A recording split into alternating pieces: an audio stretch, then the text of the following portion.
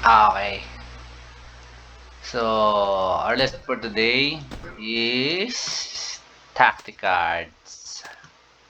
So, as you can see, for the tactic cards, this is the core card. Let's say it's the main card. So this will be open after 8 days. And this is the these four above and below are the support cards. So for our topic for today, we want talk about this one. We will not focus on that. So we will focus on these cards. So by the way, this is for PvP. The four above. Also this one for PvP. So this is for uh, resource card. So for resources or PBE. So this is what our focus for today. These four. So why? Simple. So this caught my attention when I saw and read the descriptions of the cards. Actually, the basic effect. So look at this. Receives one uncommon rarity card. Rarity card packs after 3 consecutive wins in PvP battles on the world map, which this effect only triggers once per March. Upgrading increase the quantity of card packs. So if you upgraded this, it will give you more uncommon rarity card packs. So it will give you these where's that? These cards. So as you can see, I already have four because I am doing this. I already made a first video, but it was too long and then takes too much time to upload. So I'm making a new one, a shorter one, more focus on these four. So that's one. Then the second one is for and gain one uncommon card packs after collecting 100,000 resources in a single gathering. Meaning, look at this. So actually, I'm actually doing it right now. So I'm gathering here. So this is 107,000.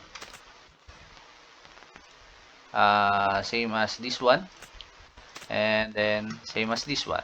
But it will take a little bit of time. I think almost 1 hour and almost 2 hours. I think.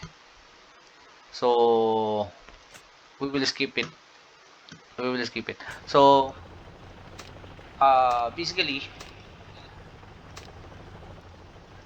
basically, if you manage to gather 100,000 resources in one single gathering, meaning uh, like if you gather where's a level one?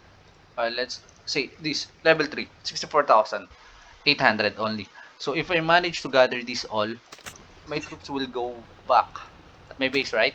So after going back to my base, it won't meet the requirement, which is in a single gathering. So that is why I selected level 3 iron mine, or you can do food. Food has more than 100k also for level 3. If you want to gather for gold, I think level 5 has more than uh, 25 level 5. I think level 5 has more than 100k. Level 5. Yes, 108. So you can gather 100, but this will take a bit longer. 3 hours for my main squad. So you if you want gold, you can gather for gold for gold. But if you want the uncommon card pack, you can gather level 3 only. And then push the notification after if you are finished gathering the resources, and it will notify you on your phone. So you can open the game again and then gather another level 3 iron or food. Then do it again over and over again. But make sure this is equipped like what I am doing right now. So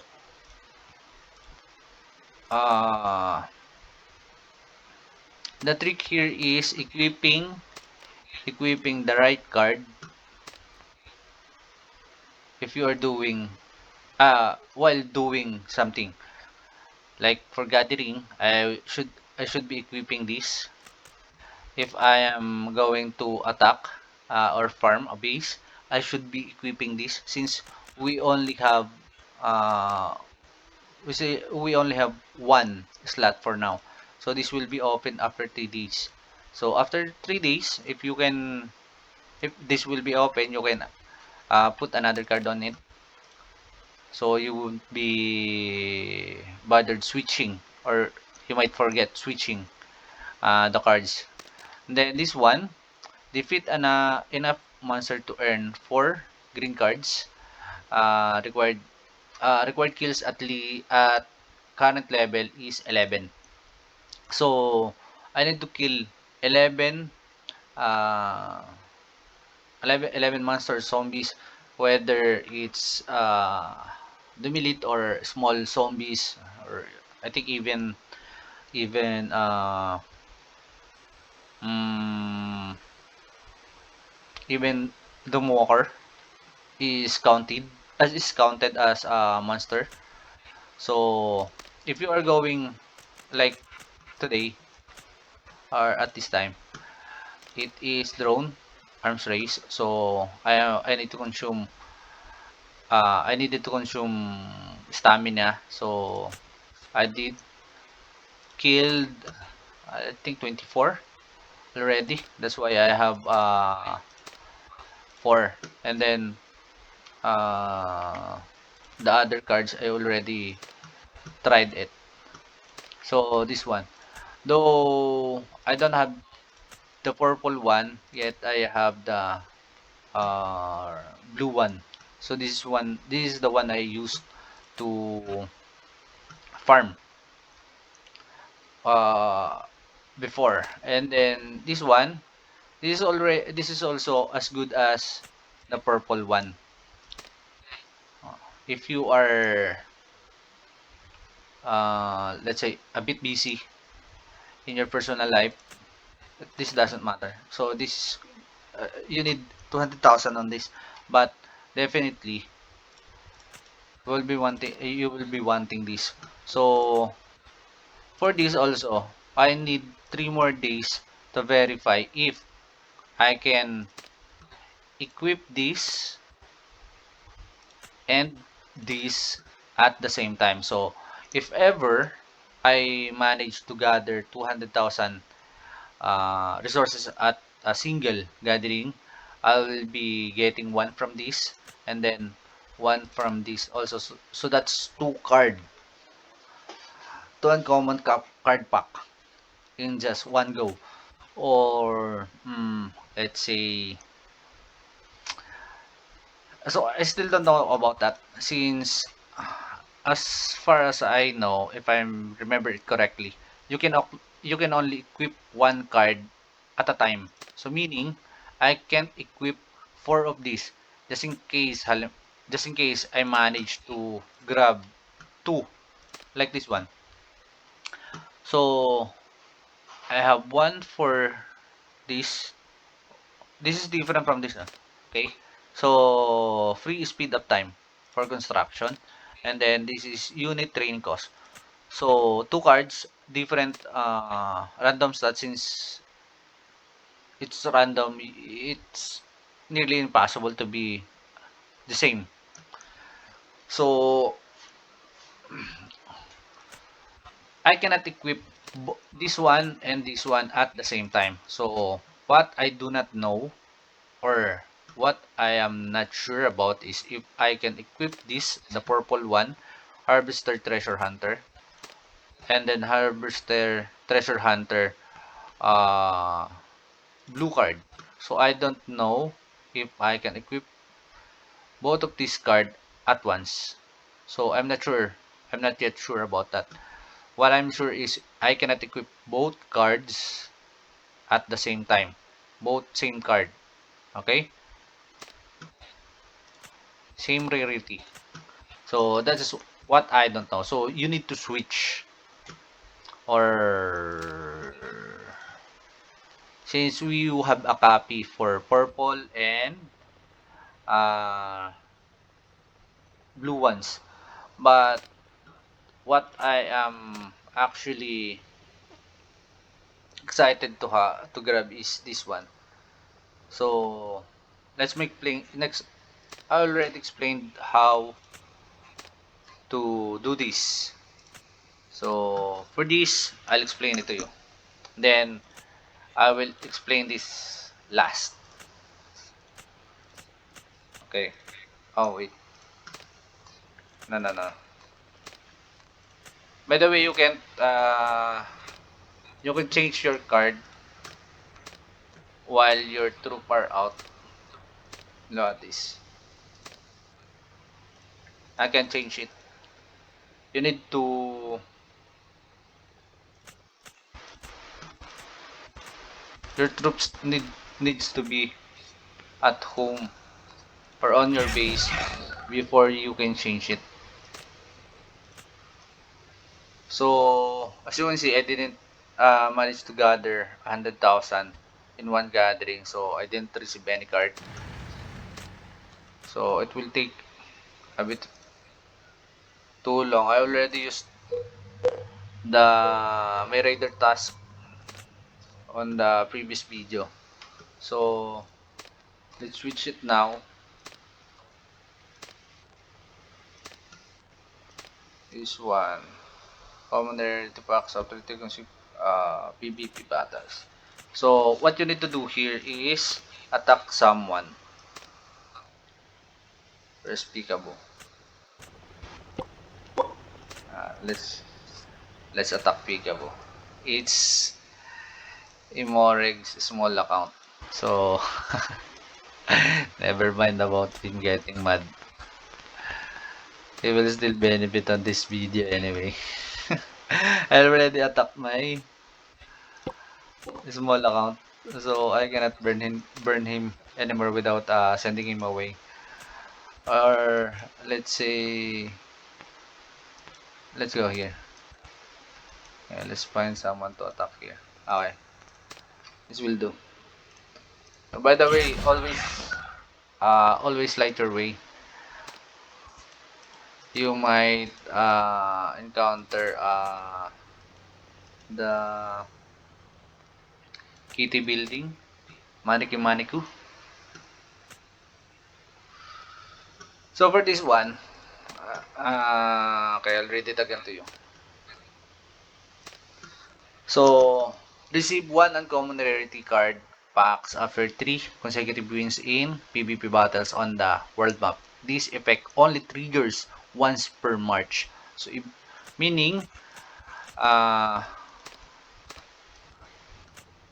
what per March is you need meaning it means you need to go home before you activate it, like you activate it again. That's what happened to my previous video. That's the reason why the video took too long to make, because I made a lot of mistake doing that. So let's use this. So let's attack 3 times, then 1, 3 times it says it, right? 2. As you can see, no card, but after my base, after my squad reach my base, a card will appear. Okay, let's wait.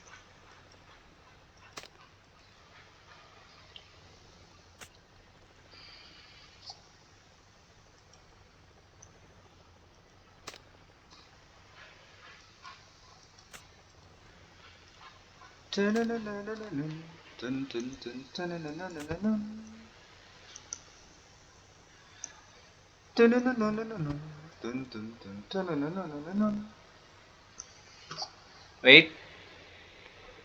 4. One card. Okay. If I will do it again, let's find another victim.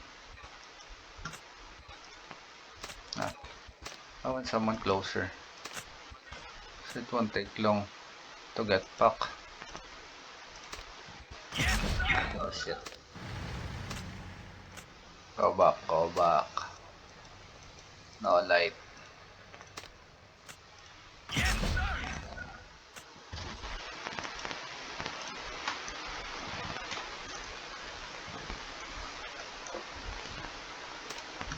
And then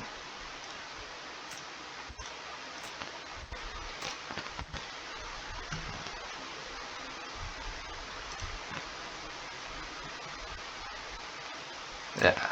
This one, guys. I had a video for this one.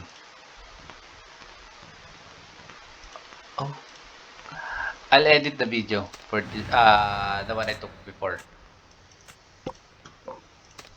Okay, let's take that. You can actually spam this if you want. If you have a lot of stamina, that's 3. Again, no card. Then let's head home. Actually, you can spam din if you want to farm the cards. Oh, OPL has a treasure. Let me grab one. Okay, almost there.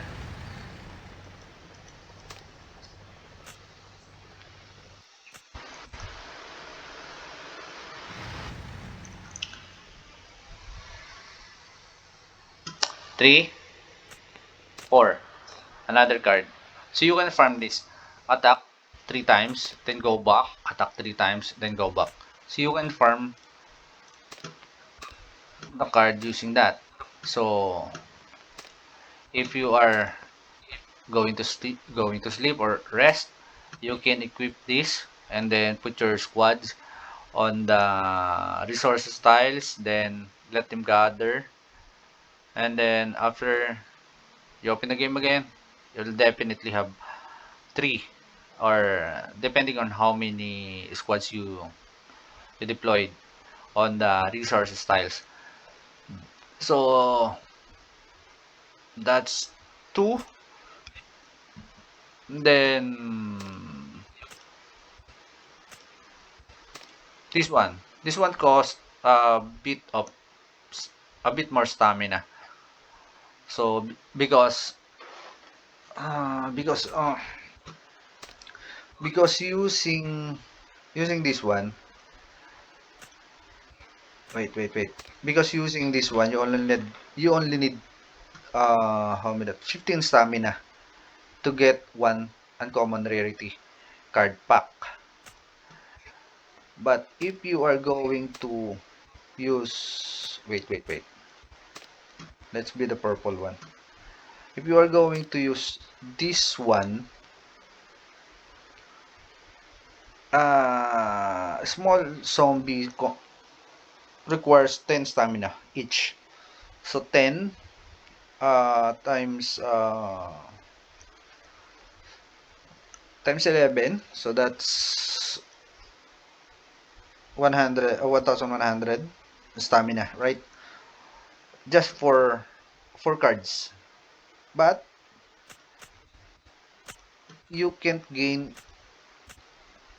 but if you don't have any base to farm left, look at my resources that I got. 139k. So that's pretty small. So it's up to you if you are going to farm the the sh- the cards or not.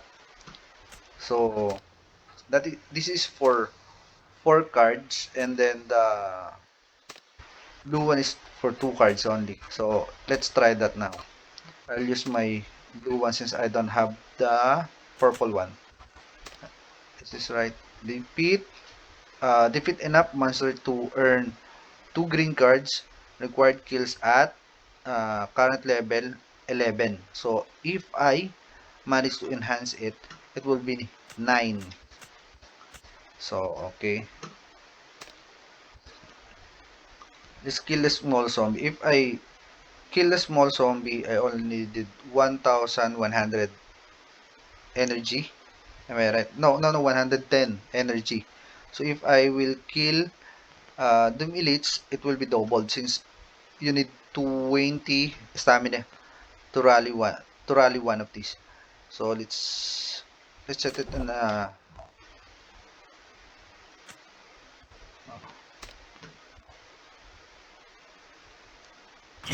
let's use 2.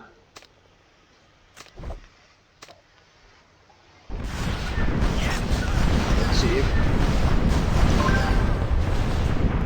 let's see if it will hurt my second squad.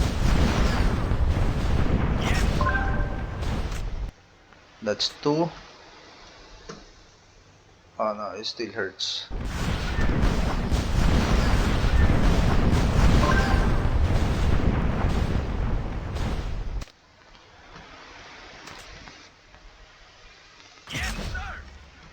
Three. So we only need 11. 4.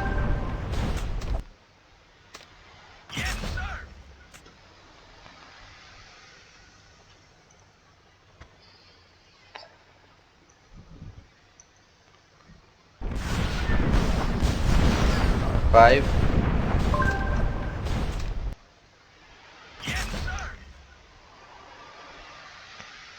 If I could fall into the sky, do you think time would pass by? As you know, I walk 1,000 miles if I could just see you. If I could just hold you tonight. Okay, last 3.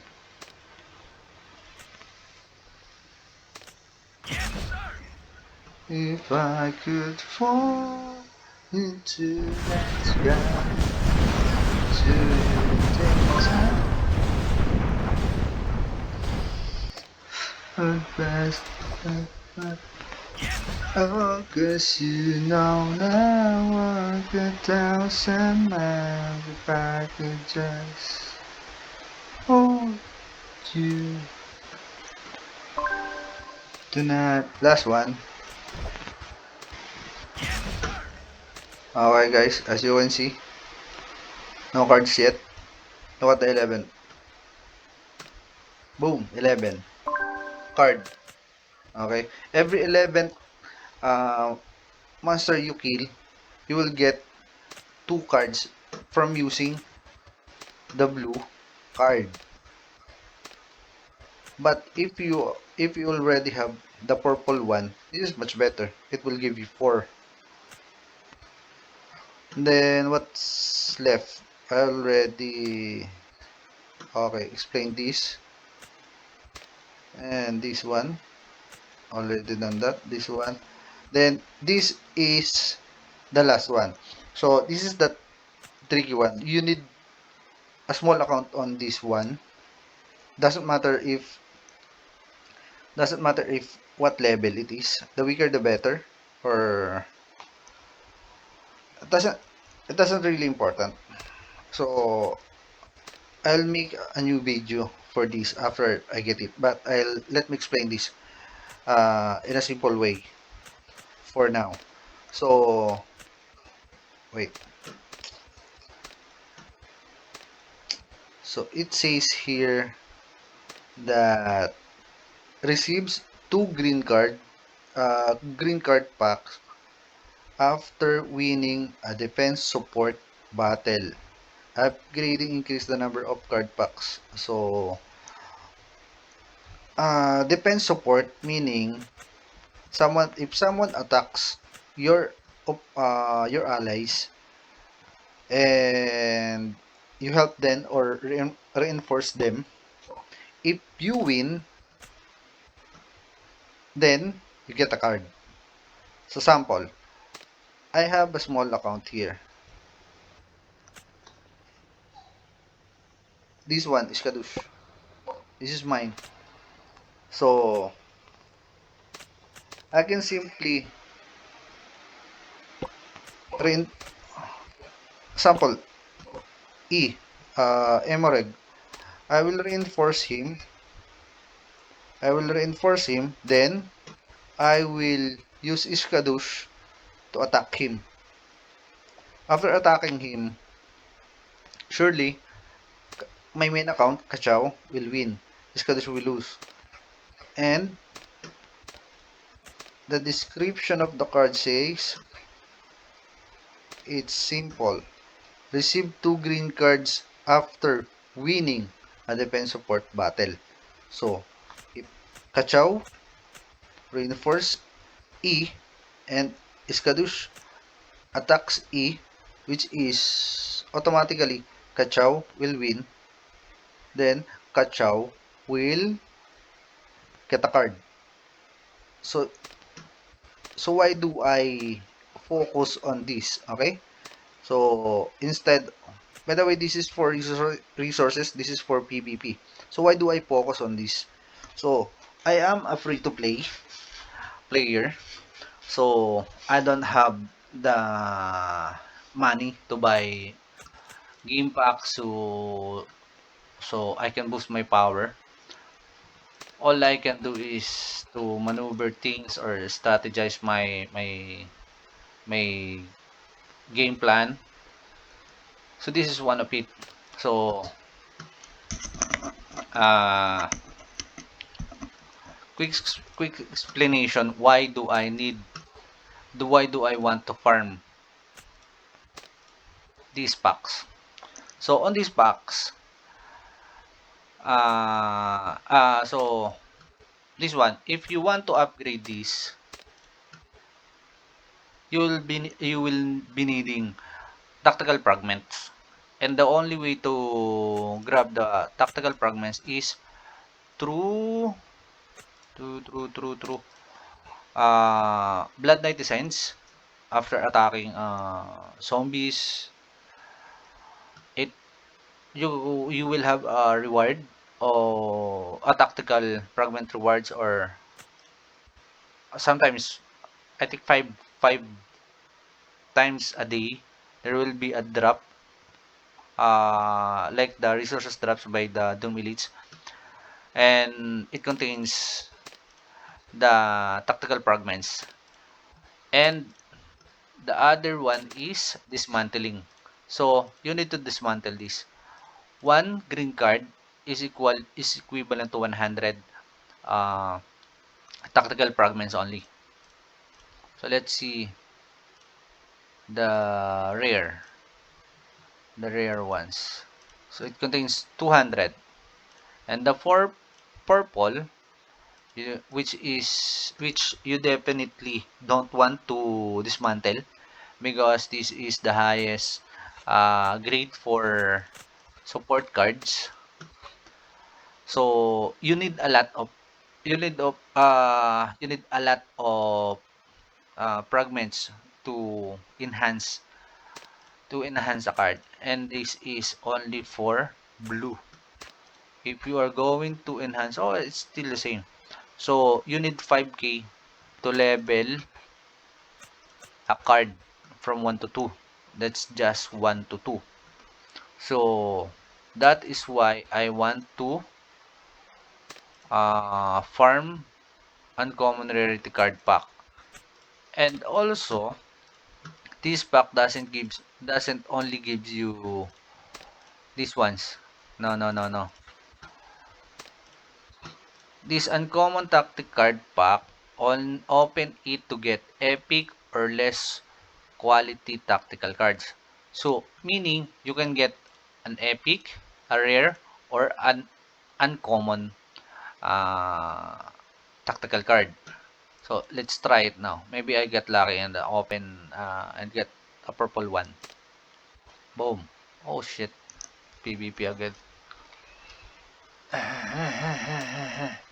So, as you can see, I still managed to get one, although not the one, not the ones I like. Ah, So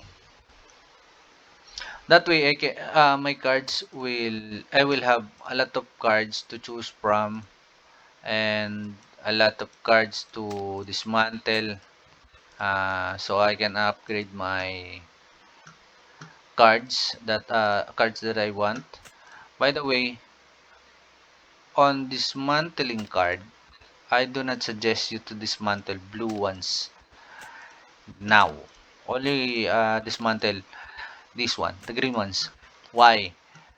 Because of the stats. Because of the stats. Okay. Oh no, no, no, no, no, no, no, no, no, no, no. Okay, let's discuss this. So because of the stats, it has a random stats. It has a random stats. So imagine, ay, no, no, no, no.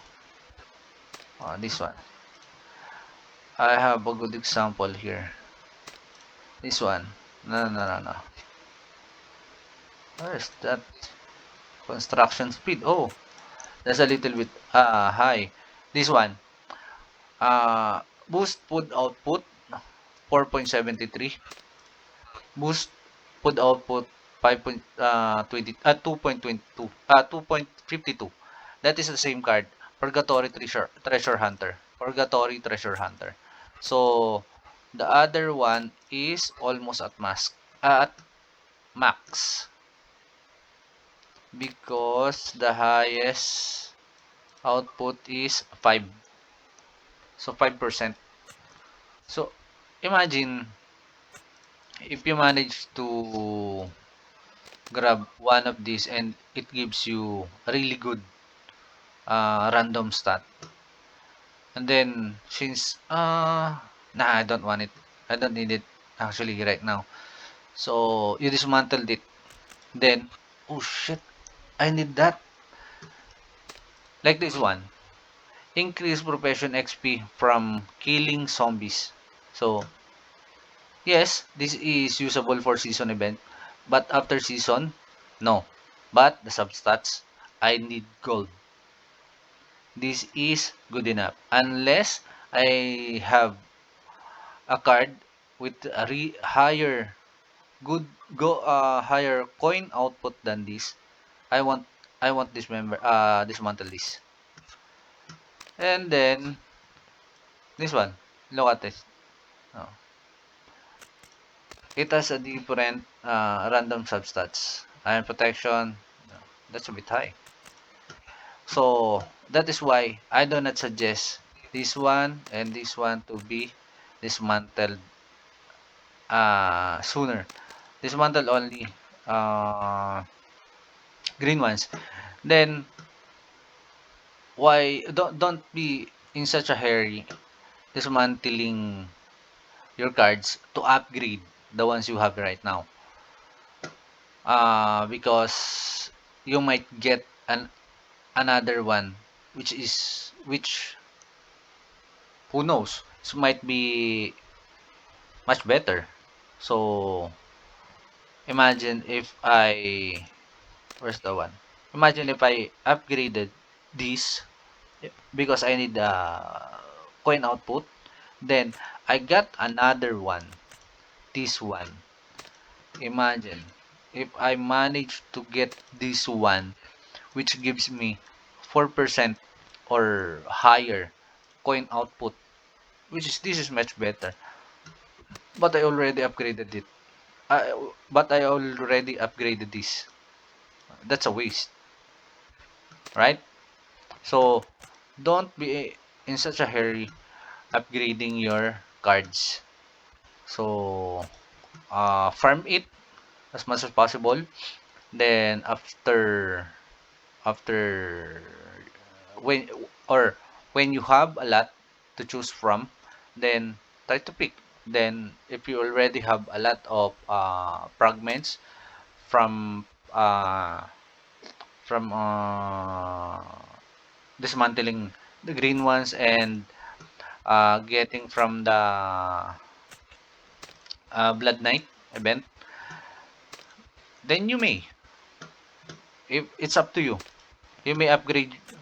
You may upgrade the ones that you have.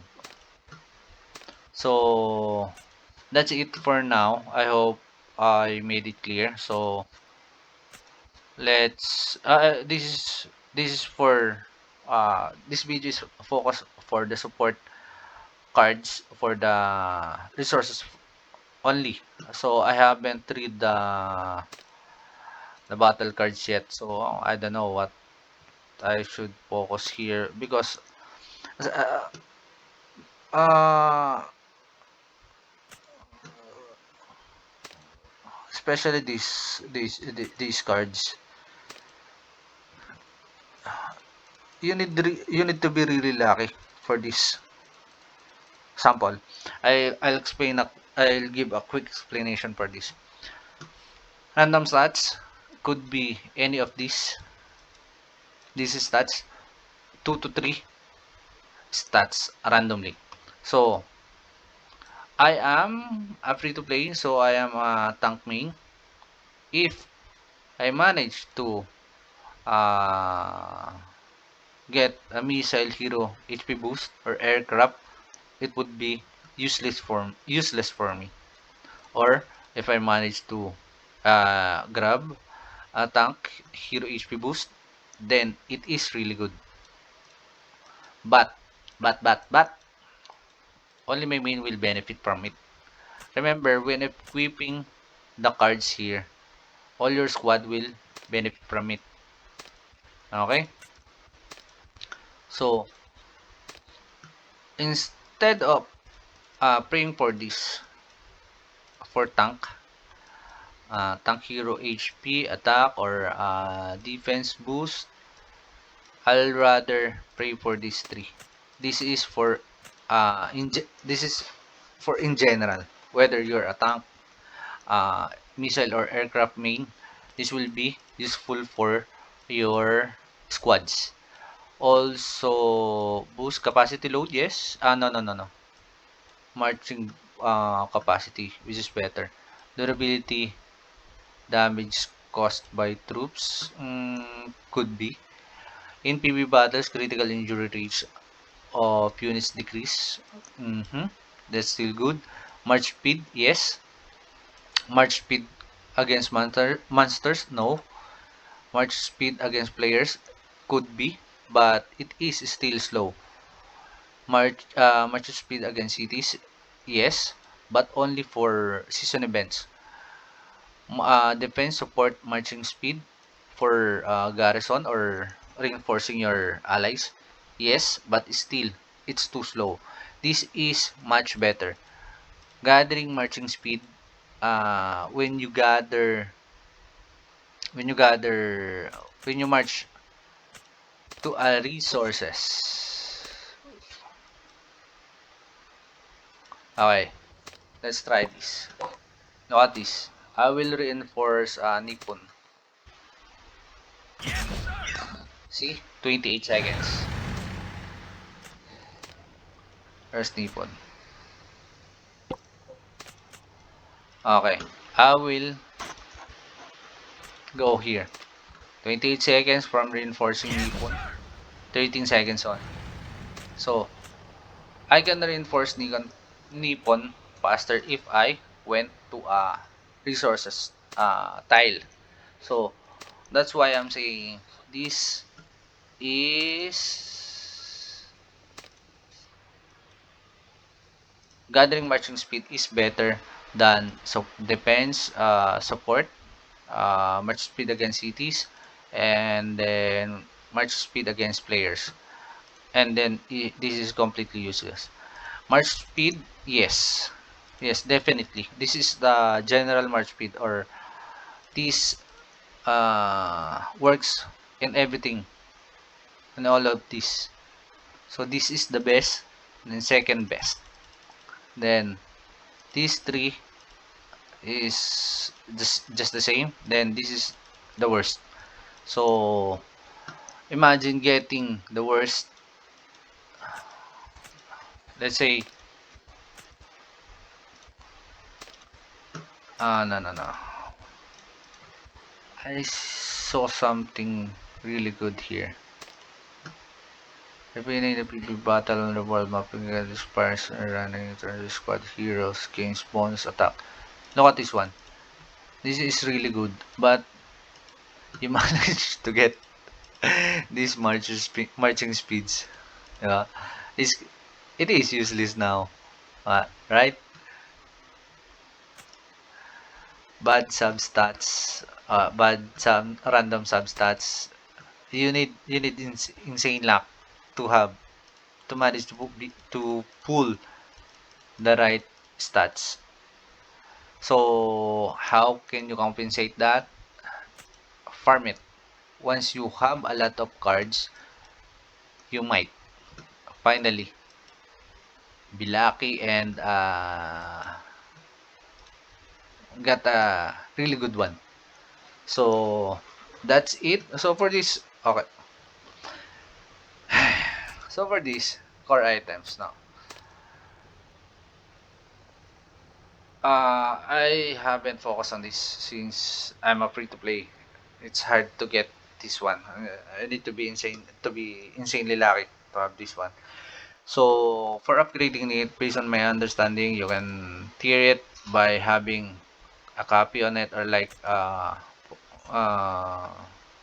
upgrading stars of your hero using uh, their shards.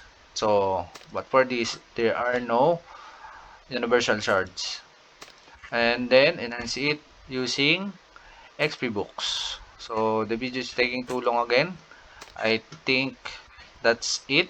So let's wait for the other slots to open, and then once I manage to get this, I'll make a new video for this. So this is the best. This is the one I really like. It will not consume Kachow's stamina, only Skadish's stamina.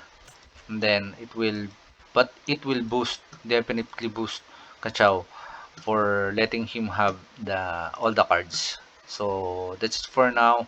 Bye. Shout out to LPC, and then for Brother Gwen for carrying us for season in season 4. Okay. We're still going for it. Okay. Bye-bye.